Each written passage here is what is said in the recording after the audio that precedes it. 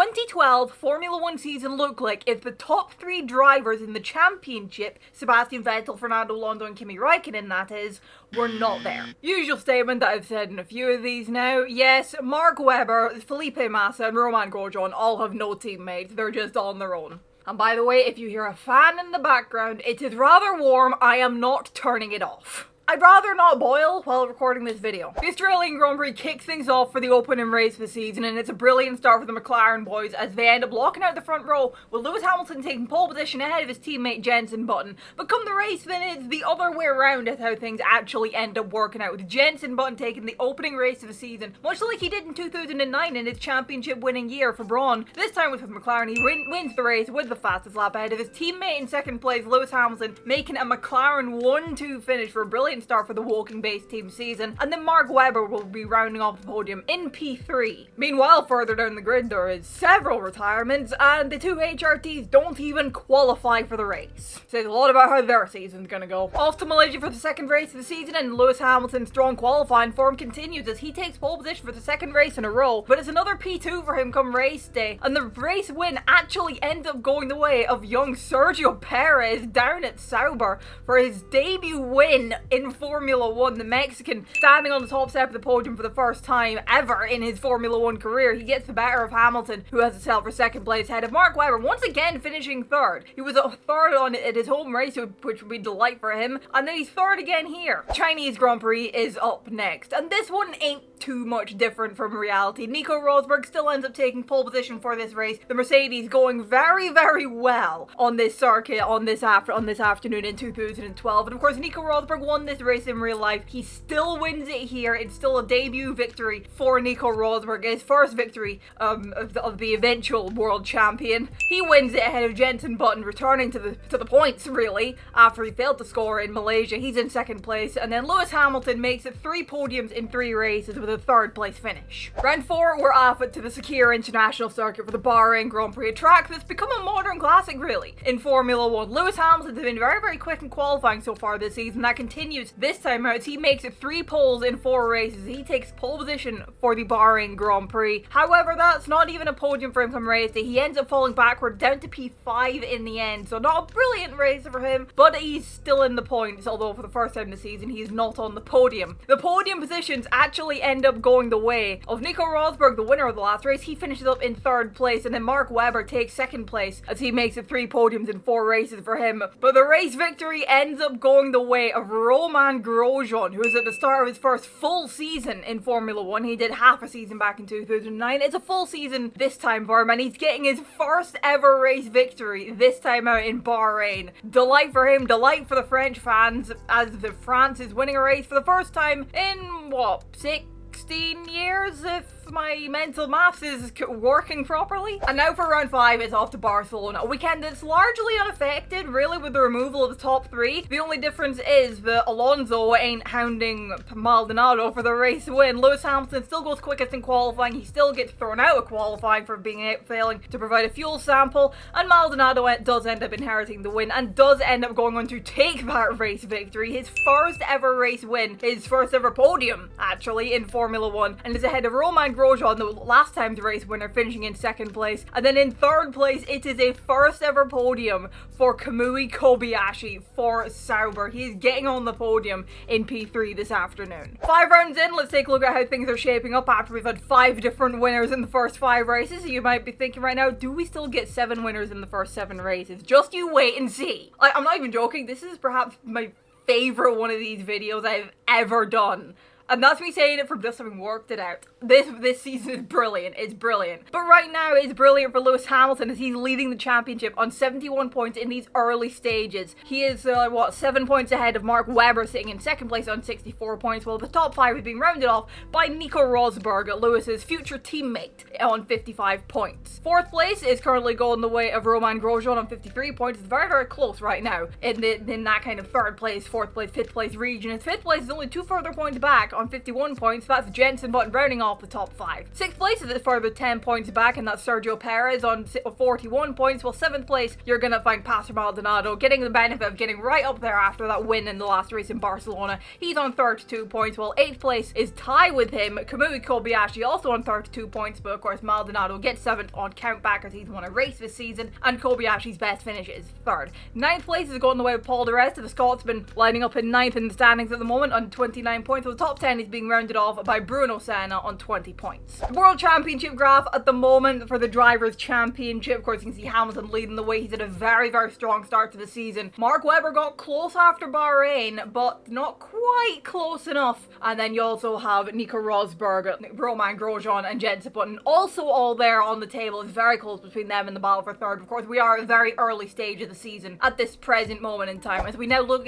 onwards to the Constructors' Championship, and it's a very easy lead for McLaren at the moment. They're going to go pretty much unchallenged. I think we can all say that for pretty certainty reasons. McLaren lead on 122 points, but it's very close behind that. 2nd place is currently going the way of Sauber on 73 points. They're right up there in that battle for 2nd place at the moment, and Mercedes are currently in 3rd on 65 points. And it's just 1 point further back to that you'll find Red Bull Racing on 64 points. Well, the top 5 is being rounded off by Williams on 52 points. In 6th and 7th, we have a tie between Lotus and Force India at the moment, both on 43 points. However, Lotus gets 6th place on count back, because of course Lotus have had a 2nd place finish in addition to the race win, while for Force India, well, they haven't had a race win just yet this season. So that's how that all works out there. 8th place is currently going the way of Toro Rosso on 25 points, while in 9th place you will find Ferrari only on 8 points. Felipe Massa has not had a very good start to the season, and I'm gonna be honest, this season will not make Ferrari look very good at times. This whole scenario makes Fernando Alonso look like a freaking god in 2012, I'm gonna be honest. But that's the last of the point scorers at the moment, as Marussia, Caterham and HRT are all yet to score. I'm not pulling up the graph for Constructors' Championship fight, however I will do it for P2, because I think we have a bloody good battle on our hands here for 2nd place between Red Bull, Mercedes, Force India and Sauber. It could be quite good at the moment, Sauber with the advantage at the moment, but Mercedes, they've just overtaken Red Bull there after the last race in Barcelona, and Force India, they're a little bit out of it, but I think they could get up in there with time. But now let's head on off to the Monaco Grand Prix, the streets of Monte Carlo, for the 6th race of the season. The man quickest in qualifying, it was of course Michael Schumacher in real life. It still is here, but of course he still has that grid penalty to serve after that incident in the last race in Barcelona. So he does still lose the pole position, which hands the 1st place starting position to Mark Webber, and that's the 1st place he does not let go of, as he goes on to take the race victory for the Monaco Grand Prix. He wins his 1st race of the season, ahead of Nico Rosberg for his 3rd podium of the season, finishing up in 2nd place, a man that goes very well around Monaco. And then Lewis Hamilton rounds off the podium in 3rd place. While further down the grid, Caterham score points. Caterham get a point on the board with P10 for Heikki Kovalainen. And now it's time for a quick trip across the pond to Canada for the Canadian Grand Prix. A weekend that is largely unchanged in terms of the top 3. The only difference is Lewis Hamilton who ends up taking pole position, and he still goes on to win the race ahead of Romain Grosjean in 2nd place, and then it's Sergio Perez rounding off the podium in P3. And if you've been paying attention, then you will notice that yes, we do indeed still get 7 different winners in the first 7 races. Even when you take the top 3 out of it, we still get that. Crazy, but hold on to your hats. We're not done yet. Because as we head on over to Valencia for the European Grand Prix, Lewis Hamilton takes pole position on qualifying day. He goes quickest in qualifying to claim P1. However, come race day, now if I'm Pastor Maldonado, I am running and I am hiding at the end of this bloody race. Because Lewis Hamilton will be bloody fuming, probably. Because that incident where Maldonado and Hamilton came together, Hamilton was punted into the wall by Maldonado. That would have been for the race win. Hamilton would have been knocked out from P1, if I am not mistaken. Hamilton would be bloody fuming. Maldonado, of course, would go on to get penalised for the incident. He would end up being classified down in P10 to end up with, and all that means the race victory for our 8th different winner in the first 8 races of this season It is Michael Schumacher returning to the top step of the podium for the first time since the 2006 Chinese Grand Prix. Michael Schumacher doesn't just get a podium in his Mercedes comeback, he gets a race win. The 7-time world champion is making it our 8th different winner of the season so far. We're only 8 races in. He finishes ahead of Mark Webber in 2nd place. And then, well, P3, you knew he was going to appear on the podium at some point. Nico Hülkenberg. The man is inevitable on the podium in this series, I swear. We can't keep him off of it. But oh yes, you take the top 3 out of it, and if I'm not mistaken, we go 1 better than 7 winners in 7 races, because we go 8 winners in 8 races. But now we head on off to the British Grand Prix at Silverstone. Mark Webber goes on and takes pole position, which is going to be great for him come race day, and he holds on to that P1 spot, because he goes on to win the British Grand Prix, which is going to be great for his championship challenge that he's on right now in this season. He's going to be trying to, get those points and crucially outscoring his 2 main rivals with 2 McLarens, really. And of course also outscoring the likes of, Romain Grosjean and Nico Rosberg, who Rosberg doesn't even score this time out. Button finishes down in P7, Hamilton finishes in P5. The podium is rounded off by Felipe Massa finally getting his first podium of the season, and then Romain Grosjean finishing up in 3rd place. And as we head over to the German Grand Prix, Mark Webber will be hoping for a repeat cup kind of performance, and he does go quickest in qualifying. However, he does end up getting penalised come race day, which knocks him off of the P1 starting place, and it hands the pole position starting place to Michael Schumacher, the home hero, starting on pole position for his home race. It does not turn into a podium for him, however. Unfortunately, he only manages to finish in P4, as the race win goes the way of Jenson Button, getting only his 3rd podium of the season, and only his 2nd win, his first win since round 1 in Australia. He's returning to the top step of the podium, which is going to be brilliant for his hopes of trying to put on a championship challenge, because he has fallen quite a ways behind, as we'll see next time we look at the championship standings. But he's taken the race win ahead of Kamui Kobayashi, getting his 2nd podium of the season, and his best finish yet to see is his 2nd place this time, with the 3rd last time, and then it's his teammate Sergio Perez who rounds off the podium in 3rd place. And now we head off to the final race before the summer break, the Hungarian Grand Prix. This is a track that Lewis Hamilton tends to go pretty freaking well around, and that continues, that run continues this time. He takes pole position, and it's a race victory for him as well. He does not let go of the P1 spot. As I said, he goes very well in Hungary. He proves that here. It's a race victory for him ahead of Romain Grosjean in 2nd place, and Jenson Button, his teammate, making a McLaren 1-3. Button getting more points in the championship, but he did still lose ground to his teammate.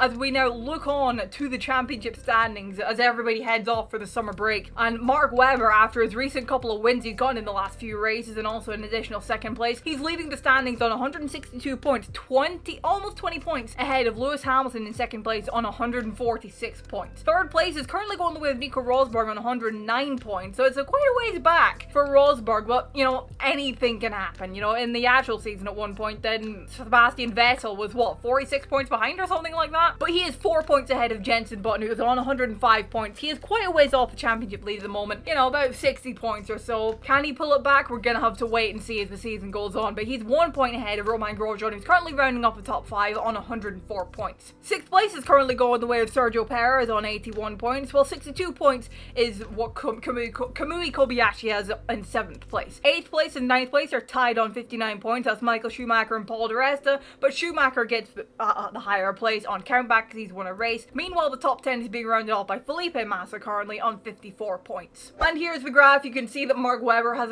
quite a healthy lead. It was, of course, healthier after Germany, but of course Lewis Hamilton getting that race victory in Germany, really trying to close up, and it's quite a ways back to the current 3rd place gaggle of cars right now of Rosberg, Grosjean and Button right now. But we'll have to see which of them can close up as the season progresses onwards. We're only halfway through. We've done 11 races. We still have 9 to go. We'll have to see what happens. But before we do that, we're going to have to look at the Constructors' Championship. It's still an easy lead for McLaren on 251 points. The real interesting stuff is the battle for 2nd place. Mercedes are currently now in 2nd place on 168 points, while Red Bull are in 3rd on 162 points. So only 6 points separating them. 4th place is currently Sauber. They've fallen back a little bit. They're on 143 points, while Force India are on 112 in 5th place. 6th place is currently going the way of Lotus on 104 points, while 7th place you're gonna find Williams on 85. 8th place is Ferrari on 54, while bottom 3 is the same as it was, with only difference being Caterham now in P10 as they've scored a point, and then Marussia and HRT are yet to get off the ground. And the 2nd place in the Constructors' Championship graph once again after the Hungarian Grand Prix. Sauber not scoring anything in Hungary Hungary. That's kind of flatlined them a little bit, but they are closer than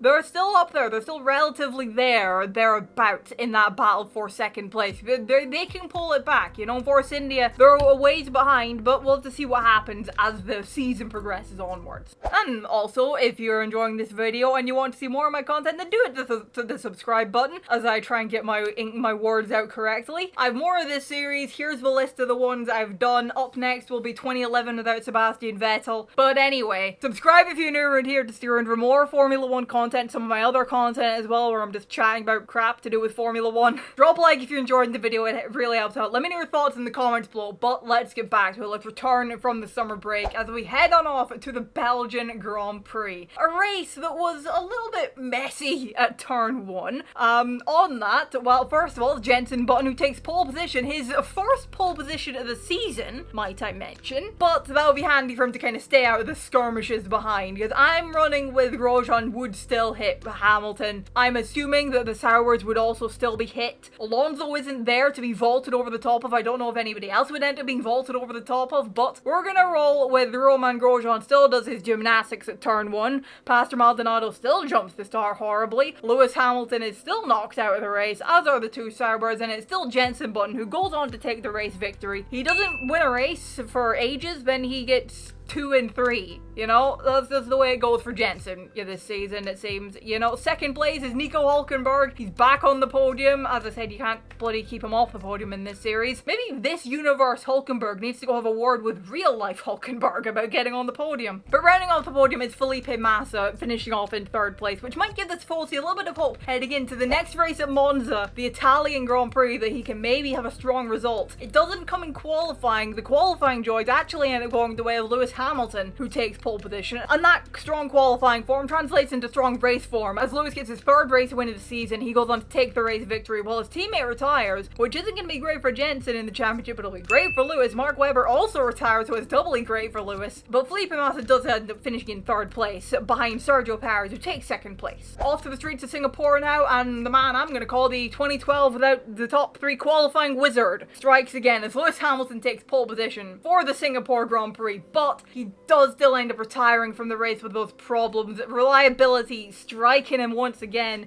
He could be coming back to rue the reliability come the end of the season, but we'll just have to wait and see what happens there. He ends up retiring, and that ends up giving the benefit the way of his teammate Jenson Button, who takes yet another race victory. Jenson on a bit of a pattern of win, no win, win, no win, win. Right now, he wins the Grand Prix ahead of Paul di Resta. We got a Scotsman on the podium for the 2nd one of these videos in a row. Again, I don't particularly like the guy. Take him or leave him, quite frankly, but come on. He's Scottish, I'm Scottish, I'm going to back it. Paul di Resta finishes up in 2nd place. Meanwhile, in 3rd place, Nico Rosberg is returning to the podium for the first time since Monaco. And further down the grid, Mauritius scored points with Timo Glock finishing in P9. And now it's on to Japan, a race where Mark Webber is really going to need to capitalize, because he's been slipping away a little bit the last couple of races. You know, he finished 4th in Belgium, he retired in Italy, he finished 8th last time out in Singapore, and Japan, he's going to need to try and get a result in. He does end up taking pole position for the Grand Prix, which is a brilliant start for him, but it comes undone for him come race days. He ends up only finishing down in P7 to end up with. Not at all the things that did not go right for him in that race, and he's losing ground in the championship. However, not as much ground as it could have, because his rivals don't exactly win the race. Lewis Hamilton only finishes in P4, and all Jenson Button can manage is P3 behind Kamui Kobayashi, getting his home race podium finish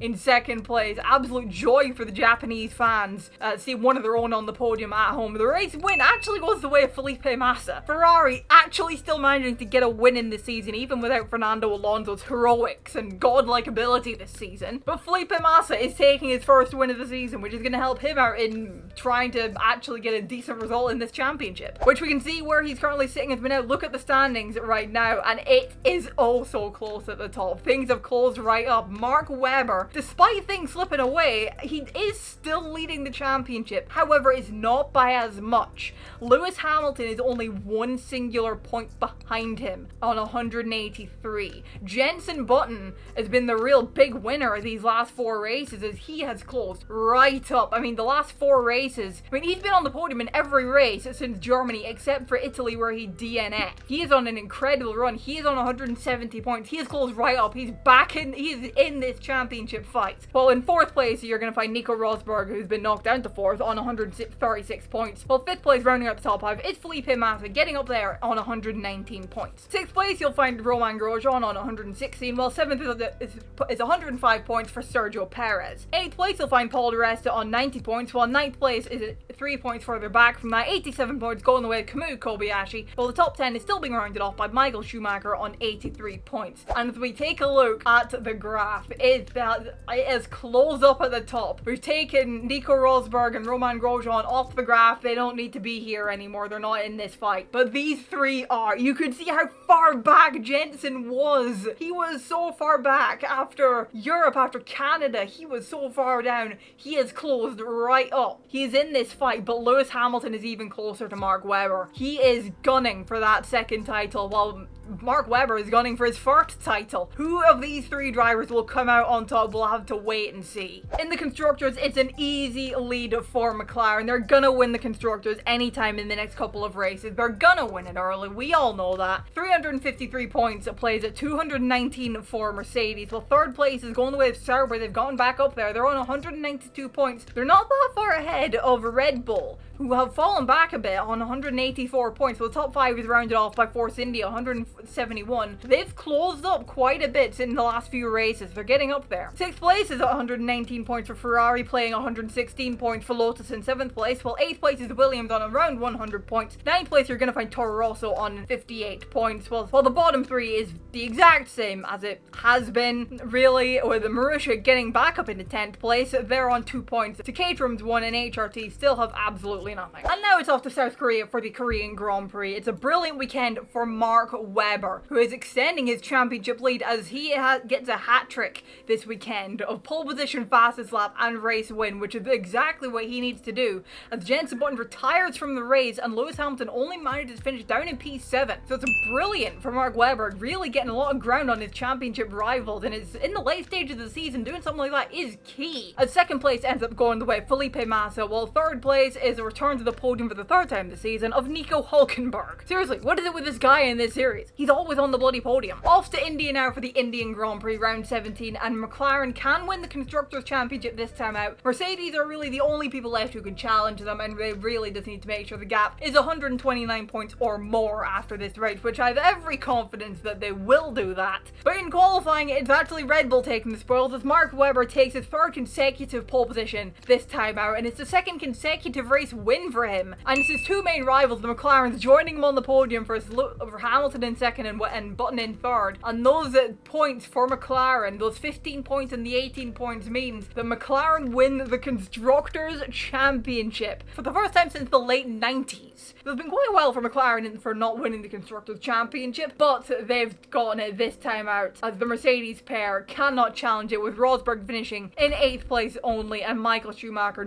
failing to score as he retires from the race. Now it's off to Abu Dhabi for the 3rd to last race of the season, and Mark Webber can actually win the championship this time out. He is currently sat on 234 points. His nearest challenger is Lewis Hamilton on 207, while Jenson Button is on 185. And basically, if Webber can win the race and Hamilton basically fails to score and Button barely scores as well, then Webber can win the championship this time out, basically. And Button, really, he needs to get a good scoring because he's 49 points down. 50 points left after this race. If he fails to score and his rivals do score, he could be out of the championship hunt. So he needs to try and have a really strong weekend. It's his teammate having a strong weekend in qualifying as Lewis Hamilton ends up taking pole position this time out for the Abu Dhabi Grand Prix. However, it all comes undone for him while leading the race, as it did in real life. He still retires, the mechanical gremlins coming back to bite him. Will he be ruining these mechanical gremlins come the end of the season? We'll have to wait and see. It's a close championship fight, and a DNF this late in the season is not what he needed, nor is it what Mark Webber needed, as he also ends up retiring from the race. But those two retiring, that is music to the ears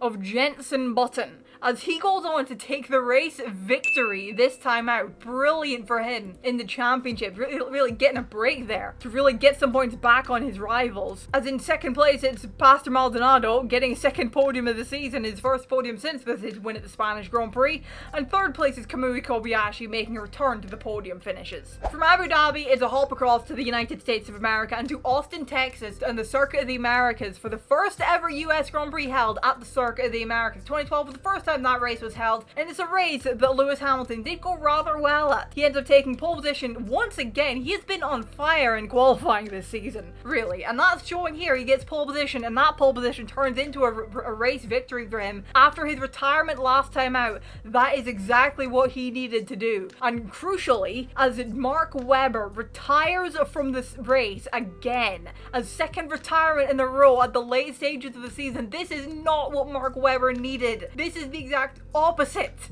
of what he needed. His championship is coming undone, but we'll see how things stand when we look at the standings. So Hamilton wins the Grand Prix ahead of Felipe Massa, finishing up in second place. He's having a much better end of the season than he did start of the season, is Massa.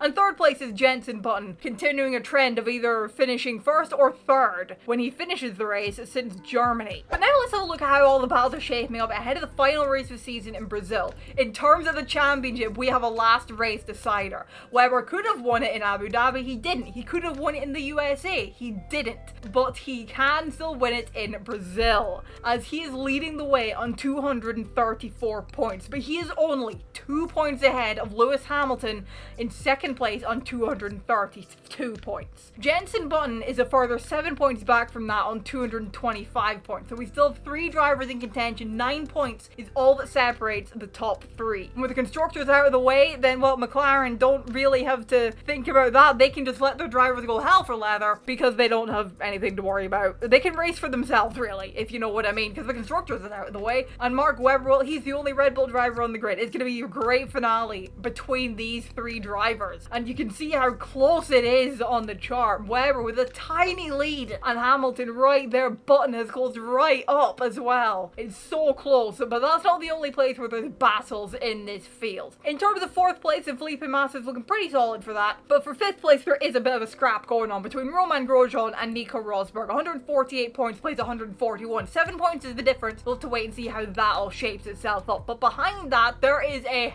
hell of a scrap going on for 7th, 8th, 9th, 10th places. The bottom end of the top 10, oh my god. Nico Hülkenberg is currently leading that contingent on 116 points, 3 points ahead of Sergio Perez, his future teammate, on 113 points. 9th place is a little bit further back from that. Kamui Kobayashi on 102 points. He's tied with Paul di Resta on 102 points as well. So it's very close there. Michael Schumacher is also kind of in this battle. He's on 88 points and 11th. He's kind of in that battle, kind of not. He could get involved in the lower reaches of that, but we'll have to wait and see what happens in that scrap. So there's a lot still to play for in this championship, and then there's the rest of the grid. In terms of the constructors, the McLaren are already constructors champions on 457 points, but the battle for second place is raging on. Red Bull lead the way in that battle on 234 points to Mercedes on 229 points. 4th place isn't all that far back from that on 218 for Force India, while it's 3 points further back to Sauber,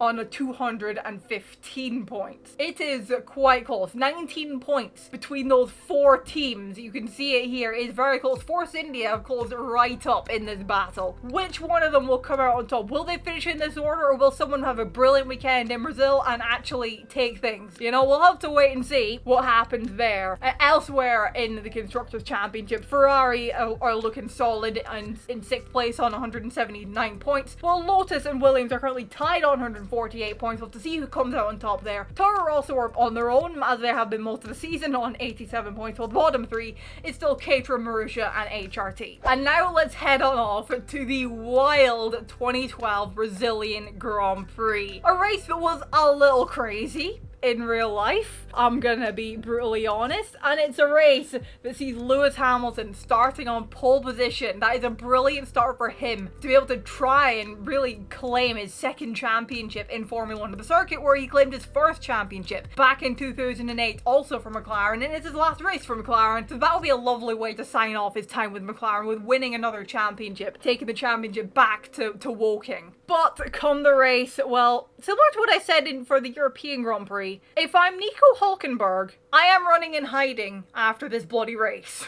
Because Hamilton will be freaking fuming after this race. That collision knocking him out of the Grand Prix, ending his hopes at the championship. Really, Hamilton not winning this championship from factors completely out of his control. I'm gonna be honest. Europe, here, Singapore, Abu Dhabi, honestly, he's been quite unlucky this season, but he's probably gonna be fuming after that.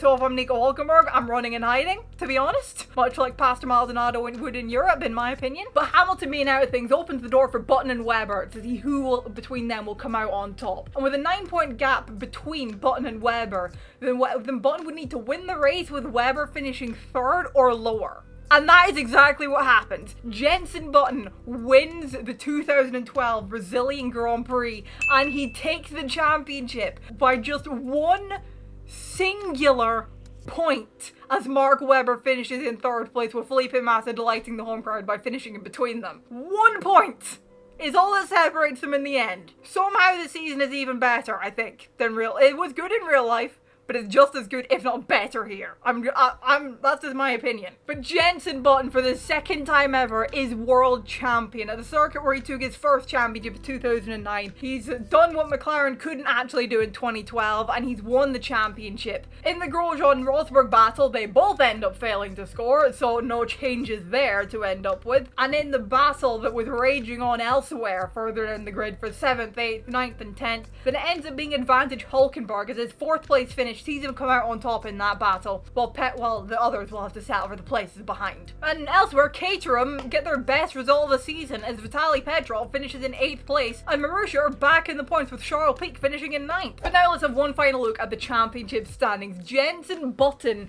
is your world champion, 250 points, one singular point ahead of Mark Webber on 249 points. 1 point was all that separated them in the end. One singular point. Lewis Hamilton, after being so close, and he's gonna have to settle for 3rd place on 232 points, really lost it from no fault of his own, really. He's been great all season, but outside factors that played their part, and he ended up losing the championship. Heartbreak for him. He'll probably be fucking fuming, I'm gonna be honest, but that's just my opinion. Felipe Massa claims 3rd place on 197 points, while Romain Grosjean rounds out the top 5 on 148. Nico Rosberg is on 141 points in 6th place, while 7th place goes away Nico Hülkenberg on 128. Sergio Perez is in 8th place on 113 points, while Kamui Kobayashi is in 9th on 108, and the top 10 is rounded off by Paul di Resta on 102 points. Michael Schumacher, in his final season of Formula 1, is in 11th place, the first driver outside the top 10,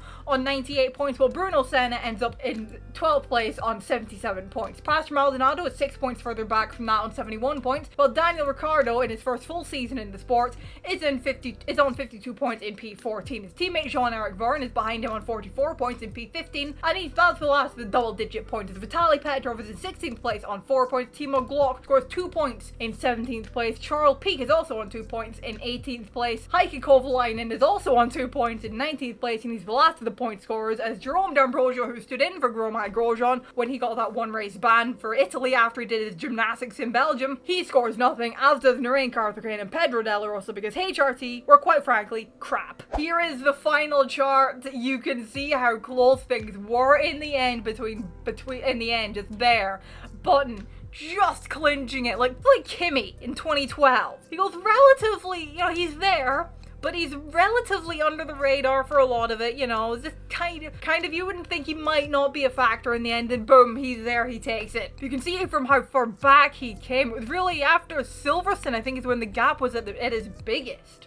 After Silverstone, the gap was at 77 points. Button overcame a 77-point gap to win the championship. Absolute madness. Frankly, congratulations to virtual world Jenson Button on that one. Jesus Christ. But Constructors' Championship, McLaren are your Constructors' Champions on 248 points to end up with. And, well, Mark Webber finishing in 3rd place, that means that Red Bull do just hang on to 2nd place in the championship on 249 points. And Mercedes' points finishes, they do end up holding on to finish in 3rd place place on 239 points. Force India also hold on to a spot in 4th place on 230 points, while Sauber round out the top 5 on 221 points. Ferrari end up on 6th place on 197 points, while Lotus and Williams both failed to score, so they're unchanged, 148 points apiece in 7th and 8th. Toro Rosso are on 96 points, and then ends up being Caterham finishing in 10th place. They're the last team in the top 10 on 6 points after their brilliant points haul in the last race, and then it's Marussia, the last of the port scorers, on 4 points, and then HRT scored nothing because they were, as I said, crap. And here's the final graph for the battle for second in the constructors graph that I did. I didn't see the point in doing one for the drivers championship, so why not do one for the constructors, you know? But Mercedes, they were looking good for a while, but then Red Bull came back, Webber got those 2 wins, and then it was just enough for him to hold on because Mercedes weren't great towards the end of the season. And here's your end of season stats. We had 9 different race winners, which ties the record, by the way, for the most different winners in a season. I can't remember exactly what year that is off the top of my head, but it ties the record. 9 different winners this season. 6 wins went the way of Jenson Button. He had the most wins of the season, and then it was 4 wins apiece for Mark Webber and Lewis Hamilton, and then it was 1 win each for Felipe Massa, Romain Grosjean, Nico Rosberg, Sergio Perez, Michael Schumacher, and then Pastor Maldonado, all with 1 win each. The most podiums were taken by Jenson Button, who had 11 total podiums. Mark Webber and Lewis Hamilton both had 9 total podiums. Felipe Massa had a total of 7 podiums across the season. Romain Grosjean had a total of 5, while Nico Rosberg had a total of 4, as did Sergio Perez with a total of 4, and Kamui Kobayashi, also 4 podium finishes for him. Nico Hülkenberg, finished on the podium 3 times in total, but Michael Schumacher, of course, 1 win, just 1 podium for him, and then it was 2 podium finishes for Pastor Maldonado. In terms of pole sitters, we had 6 different pole sitters. The pole king was definitely Lewis Hamilton with 11 pole positions across the season. Then the next closest to him was Mark Webber with 5 pole positions. Then 1 pole position went the way of Jenson Button, 1 for Nico Rosberg, 1 for Michael Schumacher, and then 1 for Pastor Maldonado to round things off. Jenson Button really proving this season that he is more of a race day driver than a qualifying driver. And with that, 2012 without the top 3 in the championship, Sebastian Vettel, Fernando Alonso, and Kimi Raikkonen is at its end. This season really, this one kind of proved what 2021 kind of proved. And that's the great seasons like that, you know, the 2012, the 2021s, even when you take the top guys out of it, they can still be good. They can still be good. This one was better than 2021 was amazing to end up with. This one is perhaps better, in my opinion, honestly. I was tempted to leave it. Why do it? Like, well, why not do it, you know? Why not do it anyway? See what happens, and it has ended up absolutely brilliantly. As I said, next up, 2011 without Sebastian Vettel. That one will be coming in a couple weeks' time. But for now, I'm gonna leave this here. Let me know your thoughts down in the comments below. Drop a like if you enjoyed the video. Subscribe if you're new around here. Thank you all so much for watching, and I will see you in the next one. Bye-bye.